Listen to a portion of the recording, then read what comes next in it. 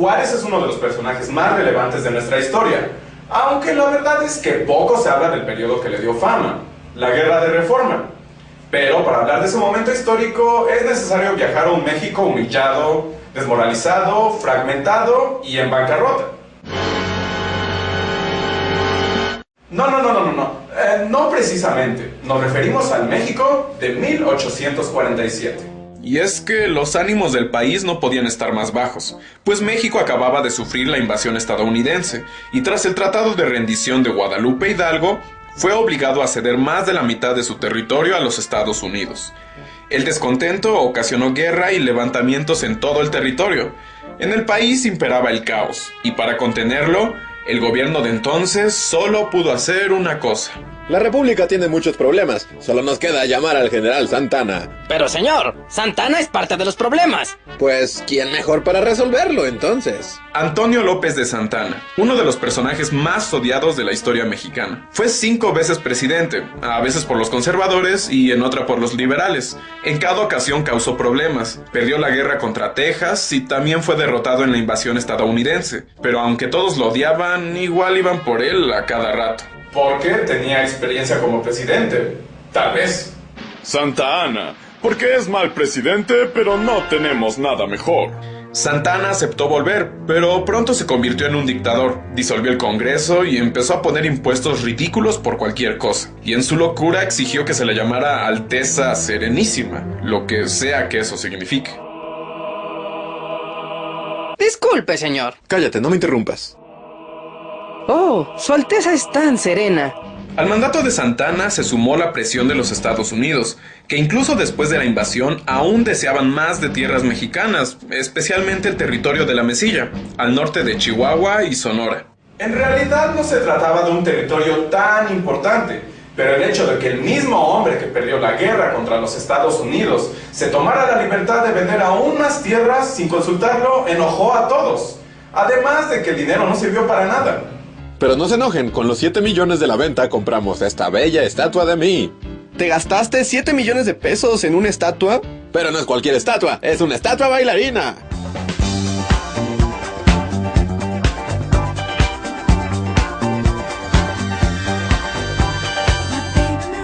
Bueno, debo admitir que es impresionante. Ya no me canso de verla. ¡Todos a bailar!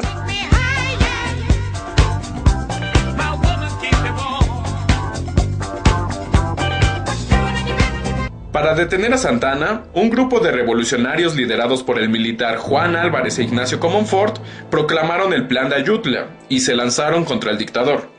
Sí, ya desde entonces existía su obsesión nacional por firmar planes y realizar levantamientos. En 1855, los revolucionarios alcanzaron la capital. Santana tuvo que huir del país una vez más, y los victoriosos, como venganza contra el dictador, desenterraron su pierna momificada, la arrastraron por la ciudad y luego fueron a destruir la estatua.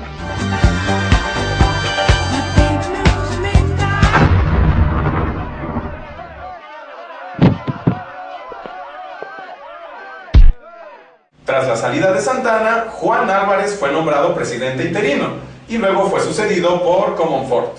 Ignacio Comonfort encabezó un gobierno de intenciones liberales, y uno de sus objetivos principales fue el de reunir a las mentes más brillantes de la política nacional para redactar una constitución que diera rumbo al país.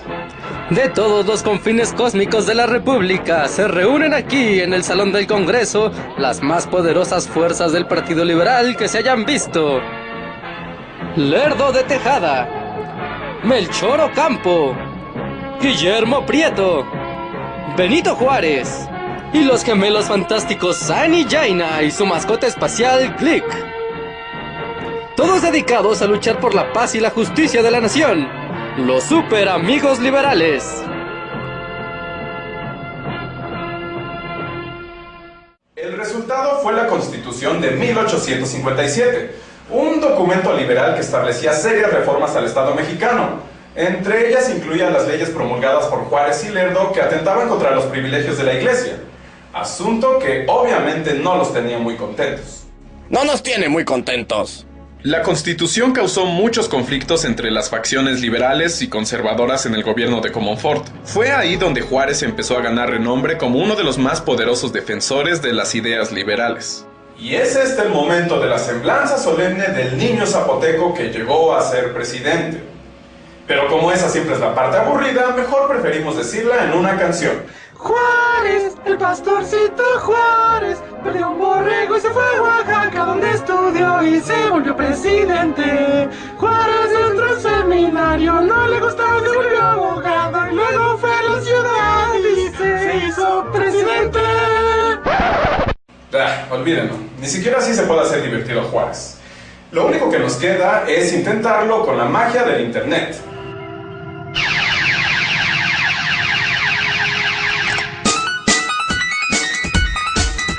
Benito Juárez comenzó con una vida humilde. Estudió leyes y poco a poco fue ganando renombre como un gran jurista, y después se convirtió en gobernador de Oaxaca. Su ascenso fue rápido, hasta unirse al gobierno de Comonfort como presidente de la Suprema Corte de Justicia.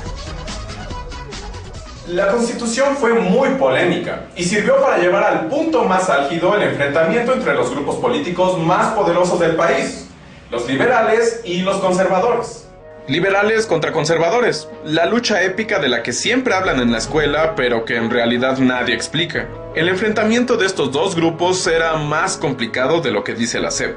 Las revueltas conservadoras tenían muy preocupado a Comonfort, especialmente cuando salió el plan de Tacubaya del general Félix Zuluaga, que pedía la caída del gobierno en turno y desconocía la Constitución.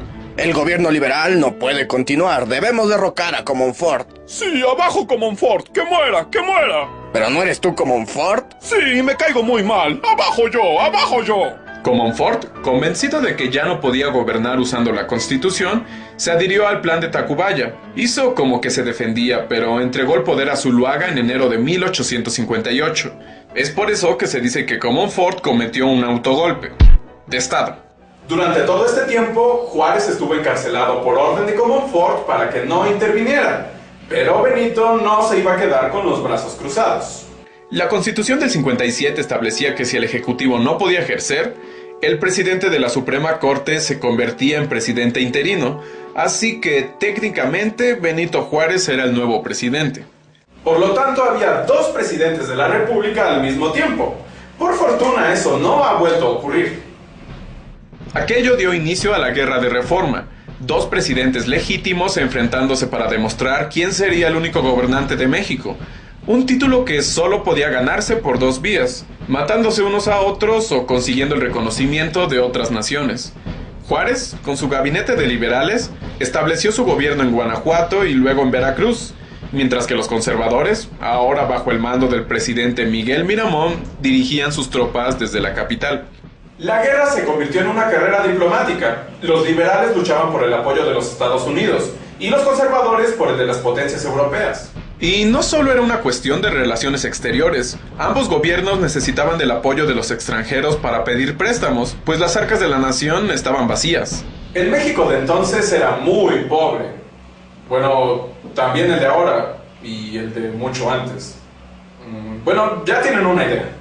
La pobreza amenazaba constantemente a liberales y conservadores, al grado de que no les alcanzaba ni para las balas. Finalmente Juárez, con el cuestionable apoyo de los Estados Unidos, derrotó a las fuerzas conservadoras y retomó el poder en 1861. Restauró la Constitución e instauró su más grande obra, las leyes de reforma, que incluía la separación de la Iglesia y el Estado, la creación del registro y matrimonio civil y la secularización de los bienes del clero. Secularizar significa hacer propiedad del Estado lo que antes era propiedad eclesiástica. Ignorantes.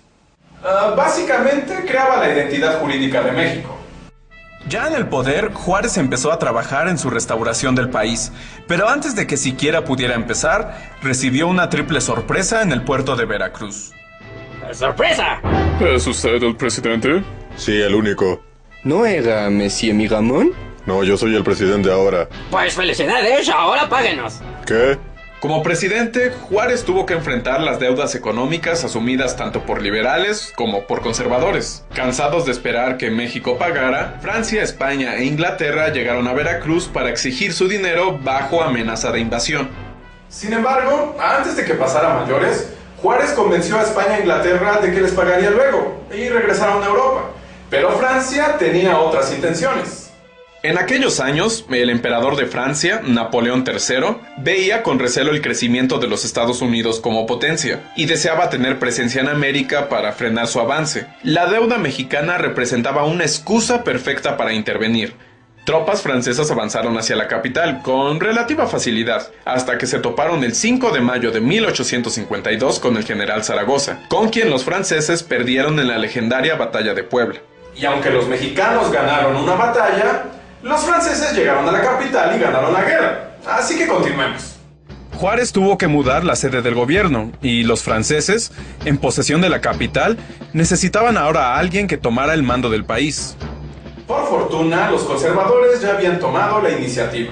Desde la Guerra de Reforma, los conservadores habían pactado con Europa la posibilidad de establecer una monarquía en México, y la oferta seguía en pie. Conservadores mexicanos convencieron a Napoleón III de que enviara un noble para ocupar el trono mexicano, pero aún faltaba encontrar a la persona perfecta. ¿Dónde conseguiremos un noble ingenuo? Algo estúpido y que no haga muchas preguntas.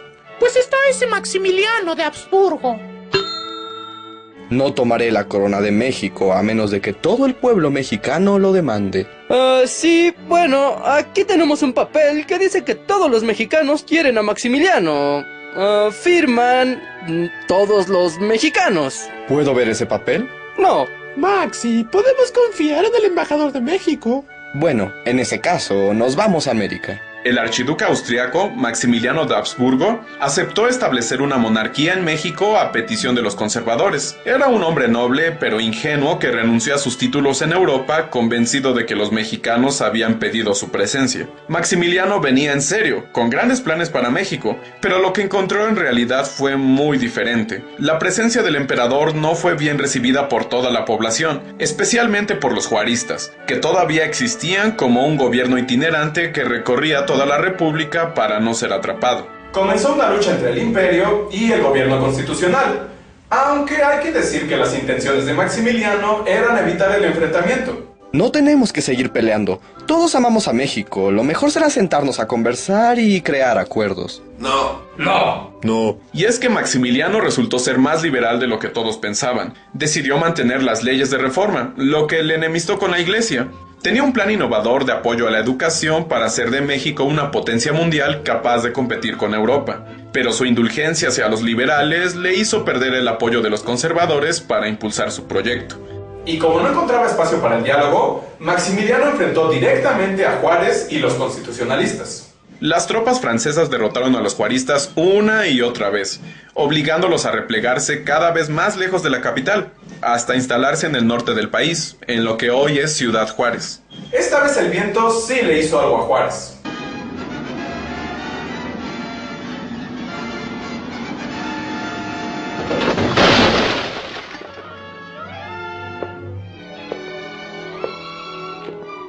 ¿Esto todavía es México? The house began to glitch, and the kitchen took a stitch. It landed on the wicked witch in the middle of a ditch. Well, turned out a healthy situation for the wicked witch. Ay, Dios mío, Margarita, ¿dónde estás?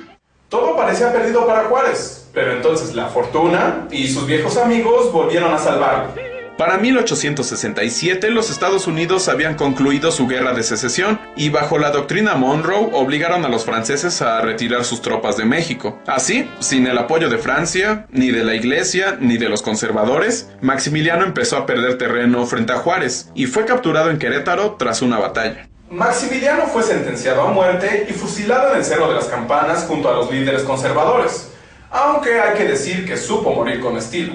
Que mi sangre selle las desgracias de mi nueva patria. ¡Viva México!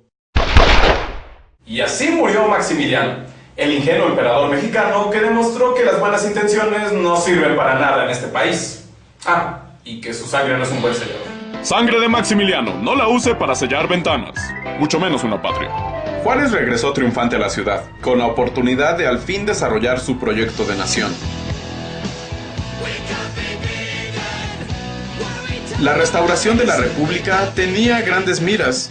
Apoyado en una élite de intelectuales y militares, Juárez trabajó por el progreso del país. Su plan era dar tierra a los campesinos, modernizar México, trabajar en educación y dar garantías a la ciudadanía.